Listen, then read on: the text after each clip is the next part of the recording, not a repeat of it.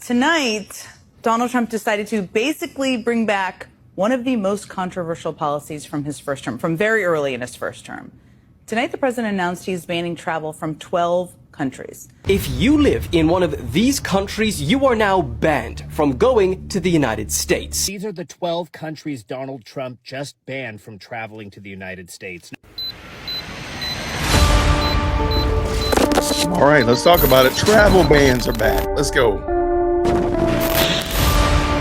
Social and political commentary from a Christian male perspective. Boulder, Colorado, has underscored the extreme dangers posed to our country by the entry of foreign nationals who are not properly vetted, as well as those who come here as temporary visitors and overstay their visas. We don't want them. Thanks to Biden's open door policies, today there are millions and millions of these illegals who should not be in our country. In my first term, my powerful travel restrictions were one of our most successful policies, and they were a key part of preventing major foreign terror attacks on American soil. We will not let what happened in Europe happen to America. That is why today I am signing a new executive order placing travel restrictions on countries including Yemen, Somalia, Haiti, Libya, and numerous others.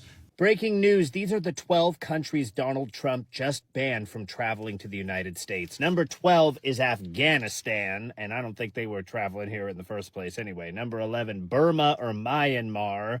I thought it was just Myanmar. I thought Burma was like an old school name. Number 10, Chad. Number 9, Republic of the Congo. Number 8, Equatorial Guinea. Number 7, Eritrea. Number 6, we got Haiti. They're not going to bring the voodoo curse here from Haiti. I like the Haitians. Number 5, Iran. I also don't think they were traveling here much in the first place. Number 4, Libya, although we do have some Iranian neighbors that are wonderful. Number 3, Somalia. No pirates coming here anymore. Somalian pirates. Number 2, Sudan. And they said, God, this is so sudden. We can't come from Sudan. I don't know what I'm saying. If you like this list and want more about other nonsense, follow me. Leave me a comment with your thoughts on the travel ban. Also follow my wife, Samantha, who I've tagged. Number 1, one of the most dangerous countries in the world, Yemen. So the Trump travel ban is on again. But they're only listing the 12 countries, which are understandable. The only one that's not understandable is Afghanistan. If you remember correctly, Trump is the one who let out the 5,000 Taliban fighters. En verdad, estar en Estados Unidos es un gran riesgo para cualquier persona, no solo para los venezolanos. Si usted es bien pajugo, vaya para Estados Unidos. Quienes gobiernan en Estados Unidos es gente mala, es el fascismo, son los supremacistas, los que se creen dueños del mundo. The proclamation, which is similar to an executive order, also partially restricts people from 7 other nations, including some in Asia. He also said he was partially restricting and limiting the entry into the U.S. of nationals from an additional 7 countries. They are Burundi, Cuba, Laos, Sierra Leone, Togo, Turkmenistan, and Venezuela.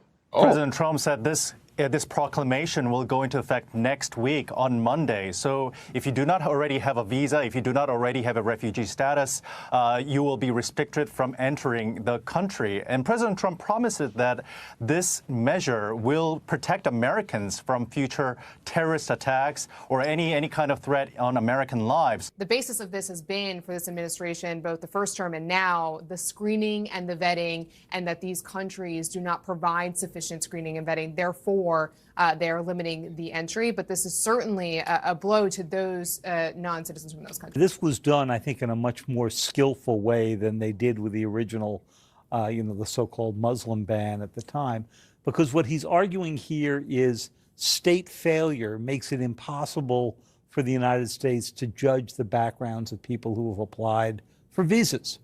And what he doesn't do, of course, is lay out the standard that they must meet in order To get in. to get past that list. And, it's sort of we'll know it when we see it. I mean, he talks about the Boulder, Colorado suspect whose country is actually not on the banned list. That's a He good also point. has some kind of silly things, I think, which says, for example, some of the countries that face the bans or partial restrictions are people who have a higher percentage of people overstaying visas.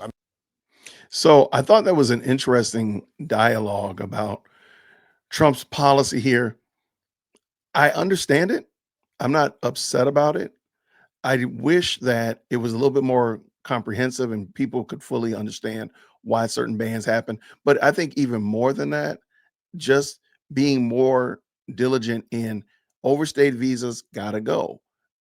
Green card violations, you gotta go. The things that happen here, I don't know if we need to ban them from coming over as much as we need to get rid of those that are in fact staying too long. But I don't know exactly. I'm not a geopolitical pontificator, and I know that other people fully understand this, and they, whether they're for it or against it, they have a much more clear understanding of it. I just wanted to bring this out there because I know that people will be talking about it, and I wanted to hear what your thoughts were pertaining to it.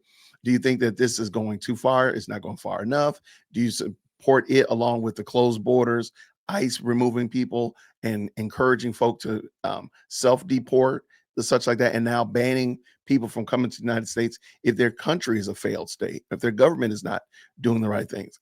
I think it makes sense. I fully think it makes sense. I just don't know if it's sold well to the United States people and to the people abroad. But let me know what you think down below. I really appreciate you rocking with me. If you don't mind, go ahead and subscribe if you haven't already. My goal is to hit 50,000 subscribers, and we're moving in that direction. So I really would love for you to join us on that mission. And I do appreciate your comments. Let me know what you think about this down below. And until next time, everybody, grace and peace.